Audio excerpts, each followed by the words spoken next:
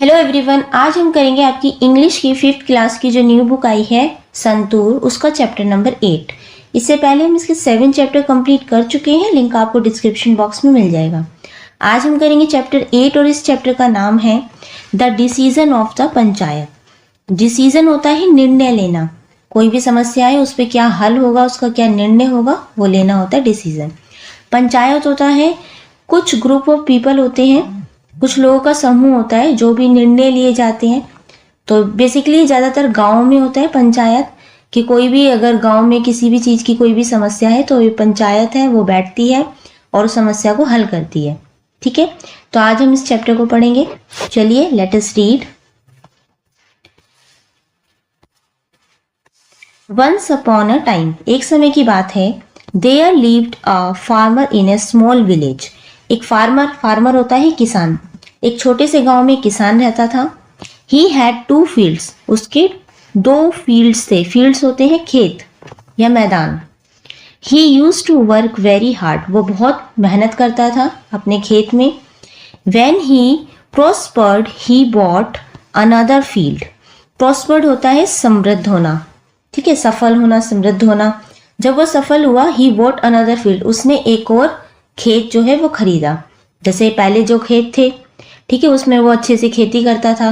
जब उसकी फसल अच्छी होने लगी, वो समृद्ध होने लगा, तो उसने एक और खेत खरीद लिया। There was a well next to it, तो जहां उसने खेत खरीदा था उसके साथ में एक वेल था। वेल होता है कुआं। Since the farmer needed a source of water for his fields, तो जो फार्मर था उसे अपनी फील्ड के लिए, मैदान के लिए, खेतों के लिए पानी की जरूरत थी। ही bought the well from his neighbour. Neighbour होता है पड़ोसी, तो उसने अपने पड़ोसी से, जो साथ में कुआं था, उस पड़ोसी के खेत में, वहां पे उसने वो कुआं खरीद लिया अपने खेत में। सोर्स ऑफ वाटर, पानी के स्रोत के लिए। सोर्स होता है स्रोत, ठीक है। आगे देखते हैं। The neighbour was a cunning man, तो जो नेबर था, जो उस फार्मर का पड़ोसी था, वो एक कनिंग था। कनिंग होता है चालाक, वो एक चालाक आदमी था। पिक्चर में आप देख सकते हैं, देखो ये है वो फार्मर और जो ये लेटा हुआ है ये वो कनिंग मैन है। इसके कपड़े आप याद रख सकते हैं, ब्लू कलर के, और ये वो वेल है, ये खेत है, ठीक है।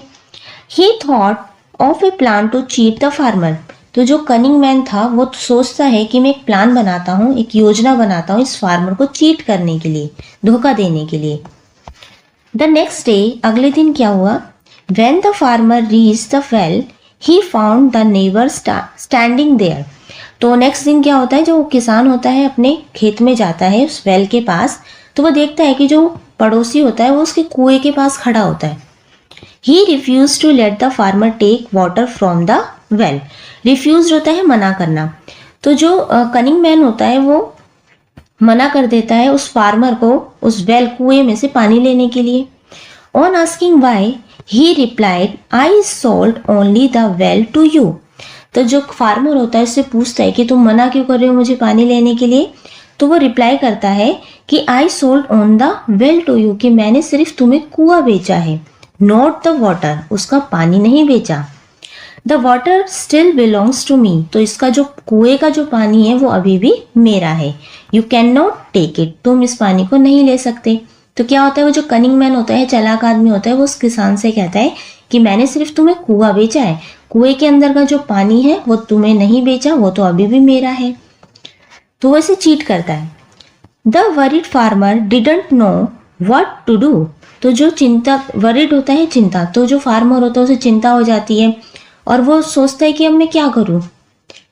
सो इसलिए he went to the village chief and told her about his case. तो वो कहाँ जाता है, विलेज चीफ होते हैं गांव के प्रधान, तो जो गांव के प्रधान होते हैं वो उनके पास जाता है और अपनी पूरी समस्याएं जो वो बता देता है। And said he is not letting me take the water, वो बताता है कि ये समस्या और वो मुझे कुएं में से पानी नहीं लेने दे रहा। The village chief fixed a day for a meeting of the panchayat, तो जो विलेज चीफ होते हैं, गांव के जो प्रधान होते हैं, वो एक दिन को फिक्स करते हैं मीटिंग के लिए कि उस दिन हम पंचायत बिठाएंगे और जो समस्या है उसका हल निकालेंगे। द डे केम, वो दिन भी आ जाता है।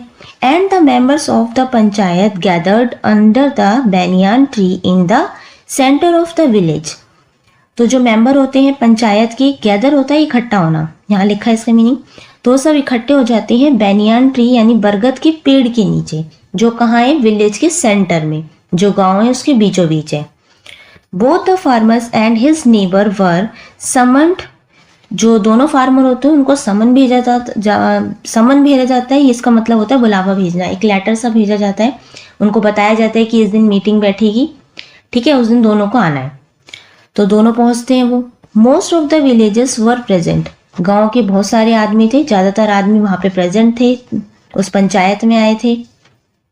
The farmer explain the situations to the gathering, तो जो फार्मर होता है, जो किसान होता है, वो अपनी जितनी भी सिचुएशन थी, प्रॉब्लम थी, वो सबको सुनाता है, जितने लोग वहाँ इकट्ठे होते हैं।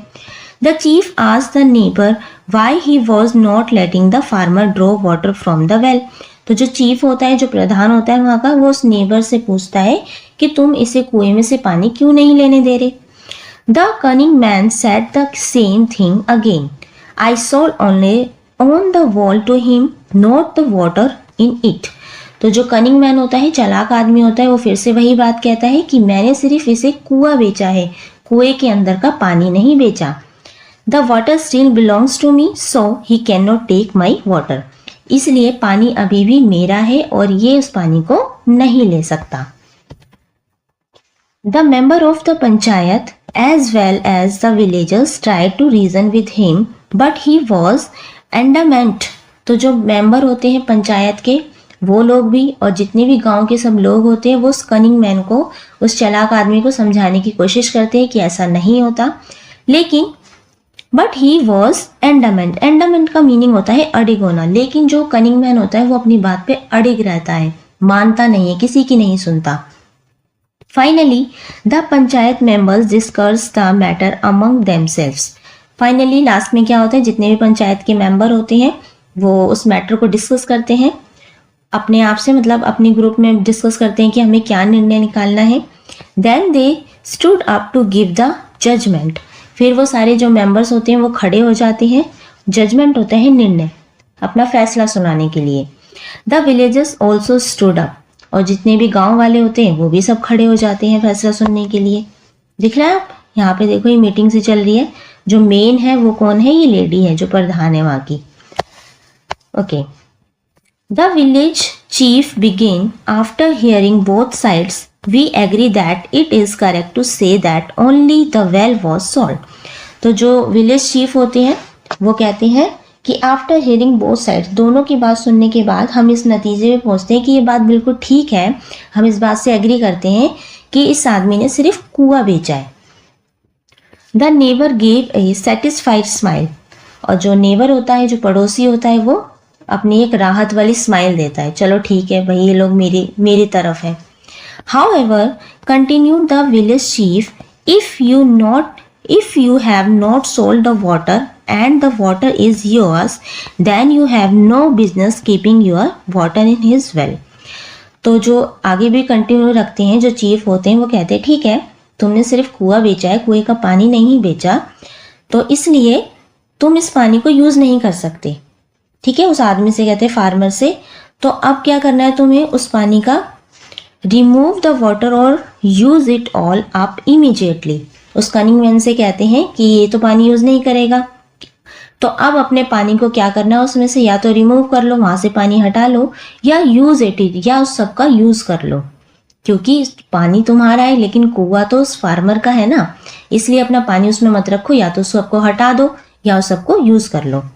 If not the water will belongs to the owner of the well, और अगर तुम ऐसा नहीं करते हो तो ये जो पानी है ये इस कुएं का ही हो जाएगा, जिसने कुआं खरीदा उसी का हो जाएगा। तो ये फैसला वो सुनाते हैं। The farmer was relieved and gave a shout of Joy, तो जो फार्मर होता है रिलीव्ड यानी कि चिंता मुक्त हो जाता है, खुश हो जाता है, और एकदम से उसके मुंह से खुशी की आवाज निकल जाती है। The cunning neighbour realise that the cheating will not lead anywhere, तो जो कनिंग मैन होता है, चालाक आदमी होता है, वो इसको रियलाइज हो जाता है, वो समझ जाता है कि चीटिंग हमेशा यूज नहीं होती, हमें चीटिंग नहीं करनी चाहिए, क्योंकि ये ठीक नहीं है, सब लोगों के सामने ऐसा उसको फील हो जाता है। ही had to pay a fine as well as apologise to the farmer, इसके लिए उसने, जो पंचायत है वो उससे कहती है कि इसके लिए वो फाइन भी देगा क्योंकि उसने चीट करा है, और अपोलोजाइज यानी कि क्षमा भी मांगेगा, किससे? फार्मर से, सॉरी भी बोलेगा। The villagers praise the wisdom of the panchayat. तो प्रेज होता है सराहना, तो जितने भी गांव वाले होते हैं वो इस जो फैसला आया उसको सराहते हैं, उसकी तारीफ करते हैं, प्रेज करते हैं कि कैसे जो पंचायत है उसने विजडम, अपनी बुद्धिमता से, अपनी बुद्धि से इतना अच्छा निर्णय निकाला, वो सब ठीक कर दिया। ठीक है, ओके। अभी चैप्टर तो आपका फिनिश हो जाता है, कुछ न्यू वर्ड्स दिए हुए हैं आपके। पंचायत, अभी हमने बात करी, कुछ ग्रुप ऑफ पीपल होते हैं जो वहाँ का निर्णय लेते हैं, जो भी समस्या होती है। एंडामेंट होता है अड़िग रहना। कनिंग होता है चालाक। एपोलोजाइज होता है क्षमा मांगना या सॉरी बोलना। विजडम होता है बुद्धिमता, बुद्धि। तो इतने भी न्यू वर्ड्स थे, इनके मीनिंग है हमने चैप्टर के साथ साथ ही कर लिए थे, इनकी हिंदी मैंने आपको बता दी थी, आप कर लेंगे। अब इसके क्वेश्चन आंसर देख लेते हैं। नाउ इसके क्वेश्चन आंसर है, सबसे पहले है let us think, answer the following questions. Question number first है, why did the farmer buy the well. जो फार्मर है उसने वेल यानी कि कुआं क्यों खरीदा था? तो फर्स्ट का आंसर देखो, यहाँ है first, the farmer had bought a new field. जो फार्मर था उसने एक नया खेत खरीदा था, न्यू फील्ड खरीदा था। He needed a source of water for the new field. तो उसे उस खेत के लिए पानी भी चाहिए था, तो पानी के सोर्स ऑफ वाटर के लिए उसने एक, क्योंकि उसने नया फील्ड खरीदा था उसमें पानी की जरूरत थी, इसलिए उसने वेल खरीदा था। So he bought the well. Okay, question number second है, why did the farmer become upset. जो फार्मर था वो अपसेट यानी कि दुखी क्यों हो गया था? सेकंड का आंसर देखो, the farmer had bought a well from his neighbour. जो फार्मर था उसने अपने पड़ोसी से एक वेल खरीदा था, कुआं खरीदा था, बट लेकिन his cunning neighbour refuse to let him use the water in the well, so he was upset. लेकिन जो आदमी था जिससे उसने कुआं खरीदा था वो कैसा था? चालाक था, और उसने अपने कुएं में से पानी लेने के लिए उस फार्मर को मना कर दिया था, इसलिए वो क्या था? अपसेट था। थर्ड है, how did the panchayat solve the problem. जो पंचायत थी उन्होंने इस प्रॉब्लम को कैसे सोल्व किया? थर्ड का आंसर देखो, the panchayat agreed the neighbour had sold only the well and not the water in it. तो जो पंचायत थी वो इस बात पे एग्री हो गई थी कि जो नेबर था, कनिंग मैन था, उसने सिर्फ कुआं बेचा था, कुएं के अंदर का पानी नहीं बेचा था। सो इसलिए he was asked to remove the water immediately from the well, thus it solve the problem. इसलिए उन्होंने क्या कहा? उन्होंने कहा उस नेबर से, क्योंकि तुमने सिर्फ कुआं बेचा है, पानी नहीं बेचा, तो इस कुएं में से अपना पानी सारा निकाल लो या उसे यूज कर लो। ऐसे उन्होंने क्या करा? इस प्रॉब्लम को सॉल्व किया था।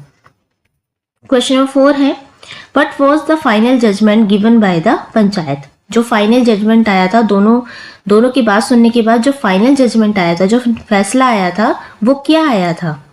तो फोर्थ का आंसर देखो, the cunning neighbour was asked to immediately remove the use of the water in the well. तो जो पंचायत थी उन्होंने उस कनिंग मैन से कहा था कि कुएं के अंदर का जितना भी पानी है या तो आप उसे निकाल लो या उसको जल्दी से यूज कर लो, and hand over the well to the farmer. अगर तुम ऐसा नहीं करते तो उस कुएं के अंदर का पानी है वो सारा फार्मर को दे दिया जाएगा। This was the final judgement, ये वहां का फाइनल जजमेंट था। ठीक है, नेक्स्ट देखो, नेक्स्ट है B, think and discuss. Question number first है, do you think the decision of the panchayat was correct. आप क्या सोचते हैं जो पंचायत ने डिसीजन लिया था वो एकदम ठीक था या नहीं?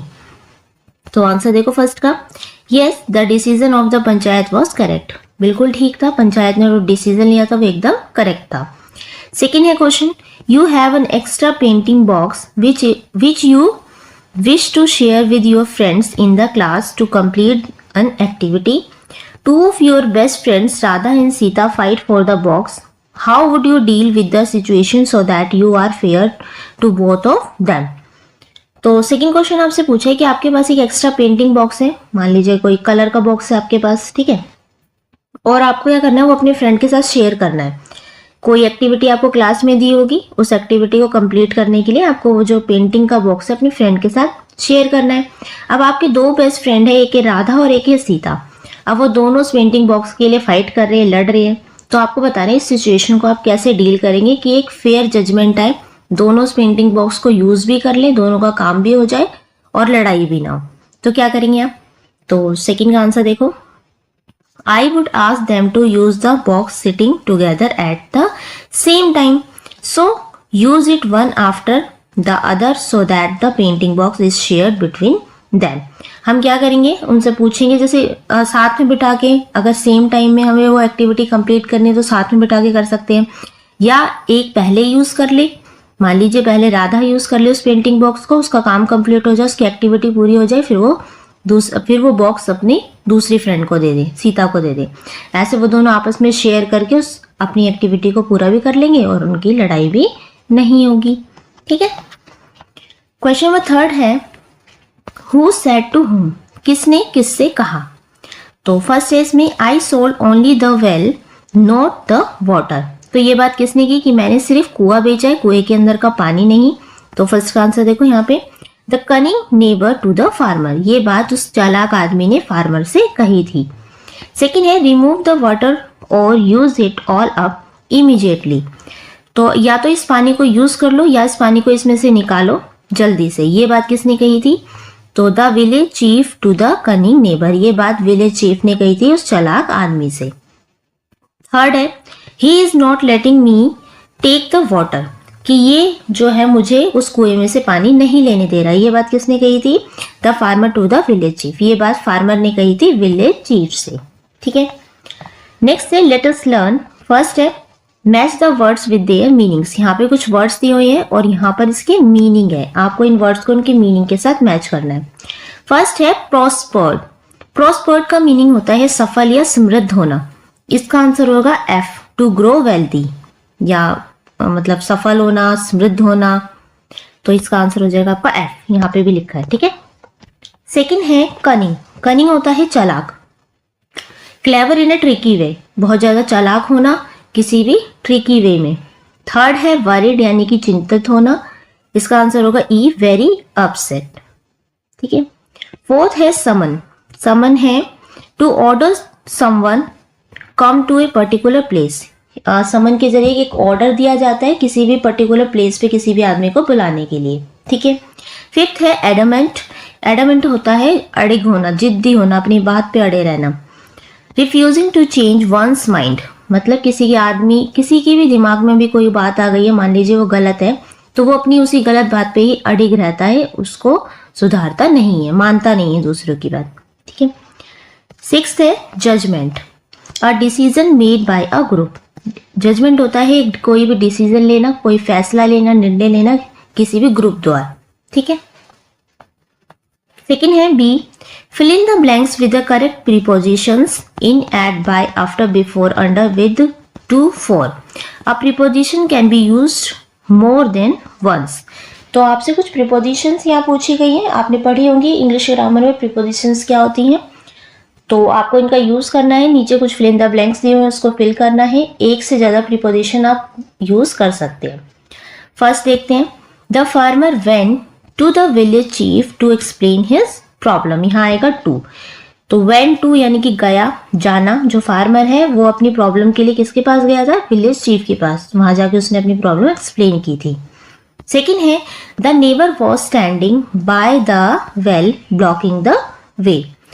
तो स्टैंडिंग बाय, जो नेबर था, जो कनिंग मैन था, वो कहाँ पे खड़ा था, कुएं के पास खड़ा था। क्यों? क्योंकि वो उसको फार्मर को वहां से पानी नहीं लेने दे रहा था। थर्ड है the villagers try to reason with the cunning man. Reason with, तो जो विलेजर्स थे वो ट्राई कर रहे थे रीजन के साथ कनिंग मैन को समझाने के लिए रीजन दे रहे थे। रीजन विद होता है साथ में। ठीक है। फोर्थ है the decision was made after careful consideration of both sides.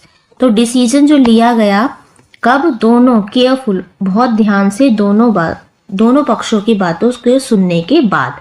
After होता है बाद में। ठीक है। फिफ्थ है there lived a farmer dash the small village. In आएगा, जो फार्मर था वो एक छोटे से गांव में रहता था। सिक्स्थ है the panchayat members listen to the both the sides dash coming to decision. तो जो पंचायत मेंबर थे अपने डिसीजन पे आने से पहले उन्होंने दोनों पक्षों की बात को सुना था। बिफोर होता है पहले। सेवेंथ है the villagers gather the panchayat dash the banyan tree. तो जो विलेजर्स थे सारे कहाँ इकट्ठे हुए थे? बैनियन ट्री के नीचे। अंडर होता है किसी भी चीज के नीचे खड़ा होना या नीचे होना। 8th है the neighbour was punished for his dishonesty. Dishonesty होती है बेईमानी। तो जो नेबर है, कनिंग मैन है, उसको पनिश किया गया अब उसकी डिसऑनेस्टी के लिए। बिफोर होता है के लिए। 9th है the chief listen carefully to both the farmer and the neighbour. तो जो चीफ था उन्होंने बिल्कुल ध्यान से सुना था दोनों की बातों को, फार्मर की भी और नेबर की भी। यहाँ आएगा 2। ठीक है।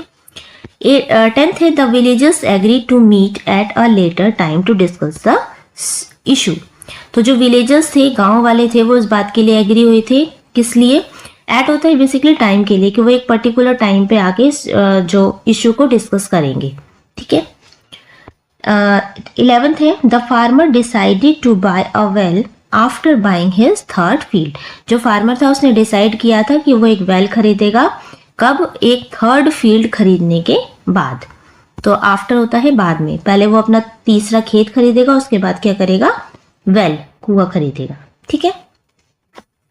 नाउ क्वेश्चन नंबर सी है rearrange the events in the correct order. जो कुछ इवेंट्स दिए हुए हैं इनको आपको करेक्ट ऑर्डर में लिखना है। जैसे कि फर्स्ट पहले क्या हुआ, सेकंड पे क्या हुआ, थर्ड पे क्या हुआ। जो यहाँ पे लिखा है Sam sat by a small stream to rest and enjoy the peaceful sound of water. Stream होती है एक छोटी सी नदी की धारा। तो जो सैम है, एक बच्चा है, वो एक स्मॉल स्ट्रीम के एक नदी के किनारे पे बैठ के रेस्ट कर रहा है। वो एंजॉय कर रहा है पीसफुल साउंड ऑफ वाटर, पानी की शांत आवाज को। Sam felt grateful for the time he spent in nature. जो सैम है वो अच्छा महसूस कर रहा है कि उसने इतना ग्रेटफुल टाइम है नेचर के साथ स्पेंड किया है। Sam decided to go for a walk in the forest near his house. Sam decide करता है कि उसके घर के पास में जो फॉरेस्ट है, जंगल है, वो वहाँ पे वॉक करने जाएगा। Sam walked along the narrow path listening to the sound of the birds chirping and leaves rustling. तो जब सैम चल रहा था तो उसने क्या सुना? वो एक नैरो होता है भेड़ा रास्ता, पतला रास्ता। तो एक पतले रास्ते से वो जा रहा था, बर्ड्स की चहचहाट की आवाज सुनते हुए और लीव्स रसलिंग, पत्तों की सरसराहट की आवाज को सुनते हुए। After resting Sam continued his walking feeling refreshed. थोड़ा सा रेस्ट करने के बाद सैम फिर से अपनी वॉक को स्टार्ट करता है और वो अपने आप को रिफ्रेश महसूस करता है। तो फर्स्ट पे क्या आएगा? फर्स्ट पे हम लिखेंगे, थर्ड वाला आएगा आपका फर्स्ट पे। Sam decided to go for a walk in a forest near his house. कि सैम डिसाइड करता है सबसे पहले कि उसके घर के पास जो जंगल है वो वहाँ वॉक करने जाएगा।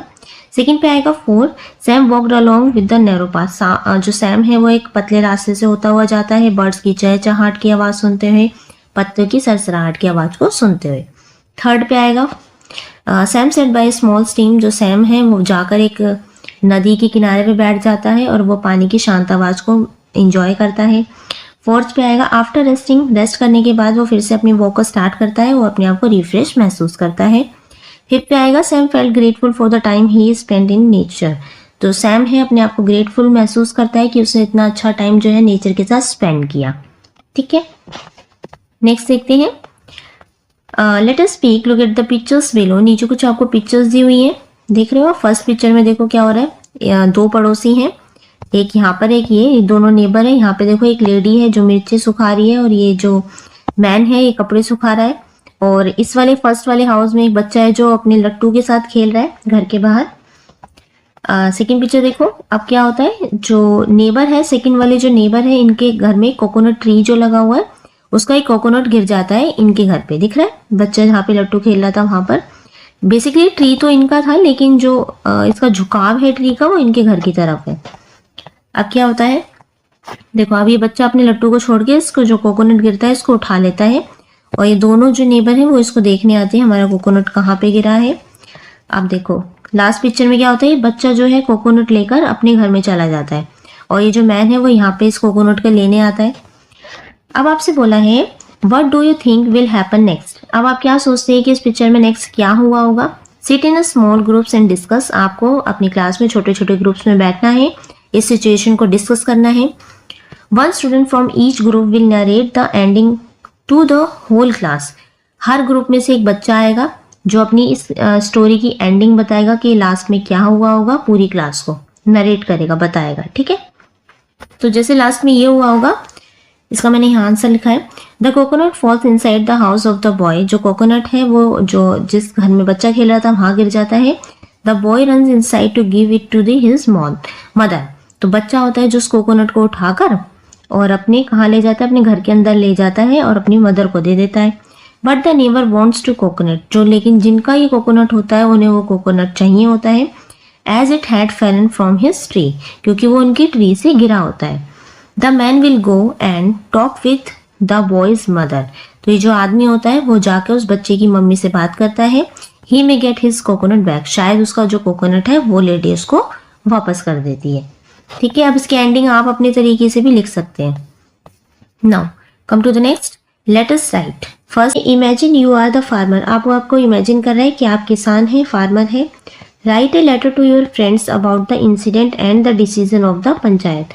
आपको अपनी फ्रेंड को बताना है कि जो भी इंसिडेंट हुआ, जो भी घटना हुई उसके बारे में, और decision of the panchayat, panchayat का क्या डिसीजन रहा वो बताना है। यू में बिगिन एज फॉलो। आप अपने लेटर को इस तरीके से शुरू कर सकते हैं। सबसे पहले आप लिख सकते हैं, my dear friend, something happen last week, कि लास्ट हफ्ते में कुछ ऐसा हुआ था। Which I want to tell you, जो मैं तुम्हें बताना चाहता हूँ। I wanted to buy a well, कि मैं कुआं खरीदना चाहता था। अब आगे की स्टोरी आपको खुद लिखनी है, जो भी लेटर है। कैसे लिखेंगे चलो देखते हैं एक बार। Something happen last week which I want to tell you. I wanted to buy a well. I am doing well with my present farm, कि मैं बहुत खुश था, ठीक था अपने प्रेजेंट फार्म के साथ। There was a well nearby, तो मेरे जो खेत है उसके पास में एक कुआं था। So I bought the well, मैंने वो कुआं खरीदा। द नेक्स्ट डे, अगले दिन, the man from whom I had purchased the well did not allow me to draw water from the well. तो जिस आदमी से मैंने कुआं खरीदा था उस आदमी ने क्या करा, मुझे उस कुएं में से पानी लेने से मना कर दिया। He told me that he had sold me only the well and not the water in it. वो आदमी मुझसे कहता है कि मैंने सिर्फ तुम्हें कुआं बेचा था, कुएं के अंदर का पानी नहीं बेचा था। So I appealed to the panchayat to solve this matter. तो मैंने अपील की किससे, पंचायत से, कि इस मैटर को सोल्व कर दिया जाए। On a particular day, जिस दिन पंचायत बैठनी थी, the panchayat met to discuss the matter and take a decision. Panchayat ने उस मैटर को डिस्कस किया और अपना डिसीजन लिया। My neighbor insisted that he would not change his stand. तो उसको समझाने की कोशिश कर रहे थे जिससे मैंने कुआं खरीदा था, लेकिन वो आदमी अपनी बात पे अड़िग था और वो अपने फैसले को चेंज नहीं करना चाह रहा था। The panchayat told him to empty the well and take it water in it. तो पंचायत उससे कहती है कि या तो तुम उस कुएं को खाली कर दो या उसका पानी सारा यूज कर लो। As the water belongs to him, नहीं तो ये जो पानी है, क्योंकि पानी अगर तुम्हारा है तो उस पानी को या तो यूज कर लो या उसमें से निकालो, नहीं तो ये पानी किसका हो जाएगा, फार्मर का हो जाएगा। Since this could not be done I won the case. तो ये ऐसा वो आदमी नहीं कर सकता था, इसलिए जो केस था ये मैं जीत चुका था। I am very thankful to village chief for his wise decision.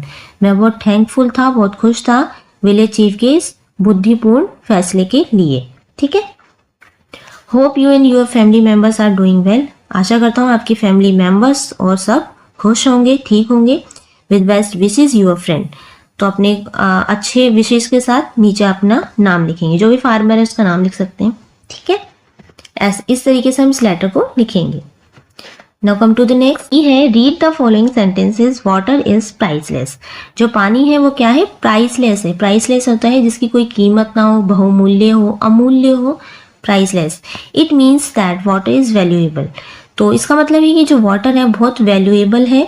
It is so valuable that you can not put A price on it. ये इतना वैल्यूएबल है कि आप इसका प्राइस फिक्स नहीं कर सकते। कि पानी जो है, सबको बहुत ज़रूरत है पानी की, तो पानी पे आप कोई भी प्राइस फिक्स नहीं कर सकते कि आप 10 रुपये का ले लो या 100 रुपये का, 1000 रुपये का, ऐसा नहीं है। ठीक है, ये प्राइसलेस है। The less at the end of the word is suffix. तो इस वर्ड के पीछे जो ये लिखा है ना प्राइसलेस, ये इसके पीछे जो ये लेस लिखा है ये क्या होते हैं, सफिक्स होते हैं, किसी भी वर्ड्स के पीछे लगाए जाते हैं।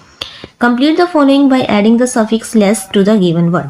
नीचे कुछ वर्ड्स दिए हुए हैं, इनके पीछे आपको सफिक्स वर्ड लगा के इन वर्ड्स को कंप्लीट करना है। जैसे यहाँ वर्ड्स है या सफिक्स है या न्यू वर्ड बनेगा।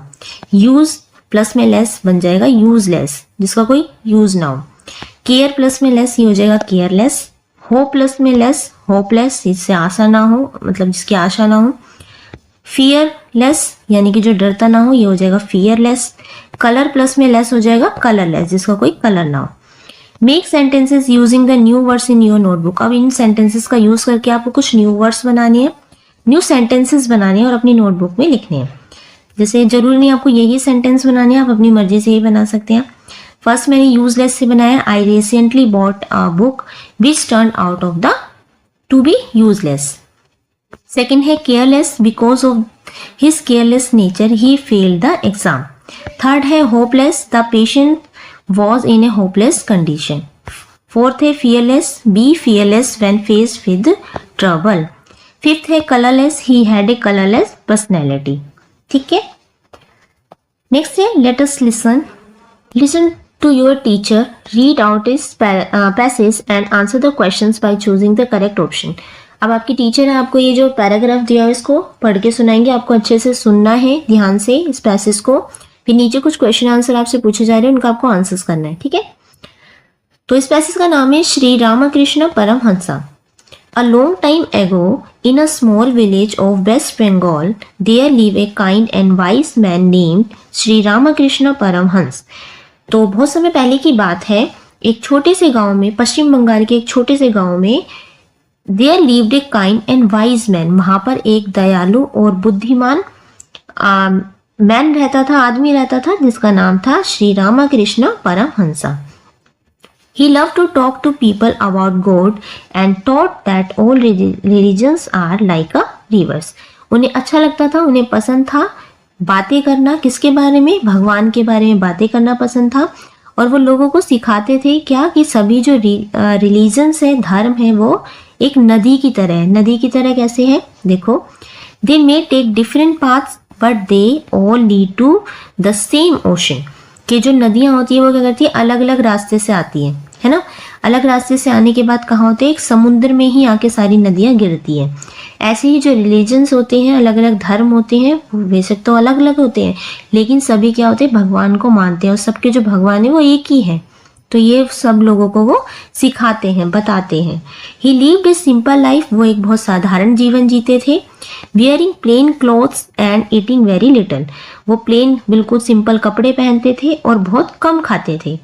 बट लेकिन his smile and loving words made everyone feel special, लेकिन जो उनकी स्माइल थी, उनके जो लविंग वर्ड्स थे, जो वो अच्छे से बोलते थे, वो हर आदमी को, हर इंसान को एक स्पेशल फील कराते थे, ठीक है। वन डे, एक दिन क्या हुआ, एक curious young boy name Naren came to meet him. एक दिन, एक क्यूरियस होता है जिज्ञासु, जिसको बहुत कुछ जानने की इच्छा हो। तो एक क्यूरियस यंग बॉय, एक लड़का जिसका नाम है नरेन, वो मिलने आता है रामकृष्ण परमहंस से। Ramakrishna saw something special in Naren and became his teacher. तो जो रामकृष्ण है वो उस बच्चे के अंदर कुछ स्पेशल देखते हैं, कुछ अलग देखते हैं नरेन के अंदर, और वो उसके टीचर बन जाते हैं, उसके गुरु बन जाते हैं। He taught Naren about courage, kindness and how it find peace within. तो वो नरेन को सिखाते हैं क्या, करेज के बारे में, ठीक है, कैसे साहसी रहना है, करेज सीखना है, काइंडनेस, दयालुता के बारे में बताते हैं, और कैसे अपने अंदर ही शांति को ढूंढा जाता है वो उसको सिखाते हैं। Naren later grow up to become his famous Swami Vivekananda. तो नरेन बाद में चल के कैसे बने, क्या बने, वो फेमस स्वामी विवेकानंद बने, जिनके बारे में आप जानते होंगे, आपने सुना होगा। Spreading his teacher's wisdom to the world, उन्होंने क्या करा, अपने टीचर के, अपने गुरु के जो वर्ड्स थे, जो उन्होंने उनको सिखाया था, विजडम, बुद्धिमत्ता की बातें जो सिखाई थी, वो उन्होंने स्प्रेड करा, सबको, पूरे वर्ल्ड को बताया। इवन टुडे, आज भी Ramakrishna's teachings inspire many peoples everywhere. Inspire होता है प्रेरित करना। आज भी रामकृष्ण की जो टीचिंग है, जो बातें हैं, वो लोगों को बहुत अलग अलग तरीके से आज भी प्रेरित करती है। तो एक छोटा सा पैराग्राफ दिया था, नीचे कुछ क्वेश्चंस दिए हुए हैं। क्वेश्चन नंबर फर्स्ट है, where was Shri Ramakrishna Paramhansa born. Ramakrishna Paramhansa का जन्म कहाँ हुआ था। तो आंसर हो जाएगा B, a small village in West Bengal, पश्चिम बंगाल के एक छोटे से गांव में। सेकेंड क्वेश्चन है, who was the curious boy that become Shri Ramakrishna student. कौन था वो छोटा बच्चा जो रामकृष्ण का स्टूडेंट बना था। तो वो थे स्वामी विवेकानंद, नरेन, ठीक है, बी आंसर हो जाएगा। थर्ड है, what kind of life did Shri Ramakrishna live. किस तरीके की लाइफ जो रामाकृष्ण थे वो जीते थे? इसका भी आंसर हो जाएगा B is correct, a simple and loving life. वो एक साधारण सी और अच्छी जिंदगी जीते थे। फोर्थ है what did Shri Ramakrishna compare religions to. तो जो रामाकृष्ण थे उन्होंने सारे रिलीजन को, धर्म को कैसे कंपेयर किया था? तो उन्होंने कहा था rivers flowing to the ocean, river की तरफ जो है उसे कंपेयर किया था कि सारी रिवर एक ओशन में जाके मिलती है। ऐसे ही रिलीजन्स भी है। फिफ्थ है what did Shri Ramakrishna teach Naren. Shri Ramakrishna ने नरेन को क्या सिखाया था? टू फाइंड पीस, कि कैसे शांति को ढूंढा जाना है। ठीक है, नेक्स्ट है डिड यू नो, क्या आप जानते हैं the banyan tree is the national tree of India. जो बेनियन ट्री है, बरगद का पेड़ है, वो हमारा राष्ट्रीय पेड़ है भारत का। It can live for over 200 years and grow to cover several acres of land.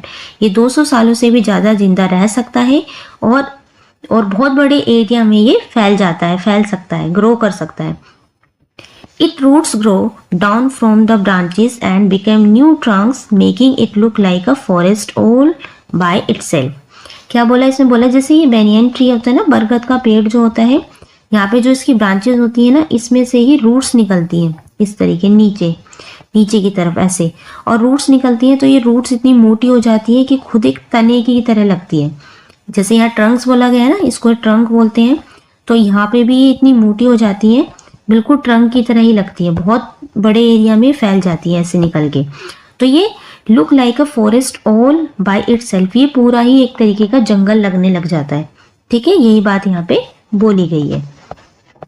Next है लेट अस डू, फिर से आपको एक पैसेज दिया हुआ है, read the passage carefully and answer the following questions. आपको ये पैसेज रीड करना है, फिर नीचे जो क्वेश्चंस है उनके आंसर करने हैं।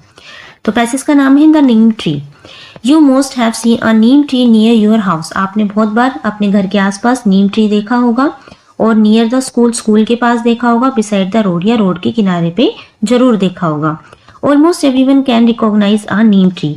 ज़्यादातर हर जो इंसान है, जो भी लोग हैं, वो नीम ट्री को आसानी से पहचान लेते हैं। The Neem is a magic medicine tree because almost every part of the tree is use for medicine. जो नीम ट्री है वो एक मैजिक मेडिसिन की तरह है, क्योंकि जो लोग हैं उसके हर पार्ट को यूज करते हैं मेडिसिन की तरह। ट्री के हर पार्ट को, चाहे लीव्स हो, चाहे उसके रूट्स हो, हर चीज को। समटाइम्स, कभी कभी क्या होता है, sick people are given neem juice to drink. कभी कभी बीमार लोगों को नीम का जूस दिया जाता है पीने के लिए। People use to twigs of the neem tree as a tooth brush to clean their teeth. Twigs क्या होता है? ट्विग्स होता है छोटी छोटी लकड़ियां या टहनियां जिसे हम कहें। तो जो लोग होते हैं नीम की छोटी छोटी लकड़ियों को, टहनियों को यूज करते हैं एज ए टूथ ब्रश की तरह अपने दांतों को साफ करने के लिए। Burn some dry neem leaves inside the house and see the mosquitoes disappear. जब नीम की पत्तियों को, सूखी पत्तियों को जलाया जाता है घर के अंदर, तो आप देखेंगे जो मॉस्किटो है वो डिसअपेयर हो जाते हैं, गायब हो जाते हैं, भाग जाते हैं। When you store winter clothing or blankets, keep dry neem leaves between them. जब आप घर के कपड़ों को, सर्दियों के जो कपड़े होते हैं उन्हें उठा के रखते हैं, तो आप उनके बीच में नीम की पत्तियां रख दो, जैसे ब्लैंकेट्स होते हैं उनके अंदर। This helps keep away insects. ये हेल्प करती हैं, जो इंसेक्ट हैं, जो कीड़े हैं, वो जो कपड़े हैं उनमें नहीं लगेंगे। नीम की जो पत्तियां उनको सुरक्षित रखती हैं। When you store rice, जब आप चावल को स्टोर कर रहे होते हैं, keep dry neem leaves at the bottom of the rice bin. This keeps pests away. जैसे जो डब्बा है जिसमें आप चावल रखेंगे, तो नीचे आप नीम की पत्तियां बिछा दें, फिर उसमें चावल जो है राइस रख दें।